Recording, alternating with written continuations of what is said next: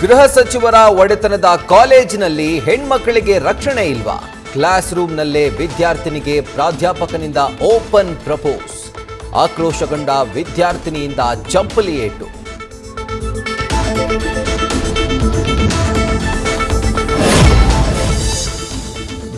ಗೋಲ್ಮಾಲ್ case ಐಶ್ವರ್ಯ ಗೌಡಗೆ ಮತ್ತೆ ಸಂಕಷ್ಟ.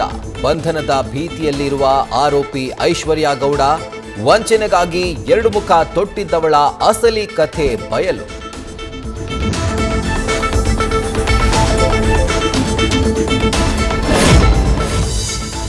ಬೆಂಗಳೂರು ಹೊಸೂರು ಹೈವೇಯಲ್ಲಿ ಪುಂಡರ ಹಾವಳಿ. ಕಾರಿನ ಕಿಟಕಿಯಿಂದ ಹೊರಬಂದು ಪುಂಡರ ಗ್ಯಾಂಗ್ ಕಿರೆ. ಪುಂಡರ ಹುಚ್ಚಾಟದಿಂದ ಇತರೆ ವಾಹನ ಸವಾರರಿಗೆ ತೊಂದರೆ.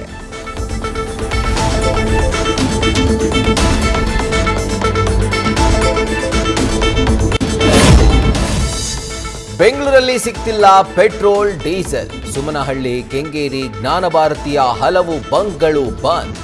ಜೀವನ ಹೇಗೆ ಅಂತ ಆಟೋ ಚಾಲಕರು ಕಂಗಾಲು.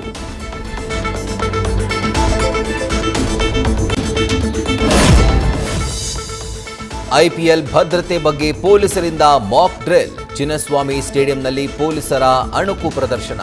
ಸುಮಾರು 1,000 ಪೊಲೀಸರು ಮಾಕ್ ಡ್ರಿಲ್ನಲ್ಲಿ ಭಾಗಿ.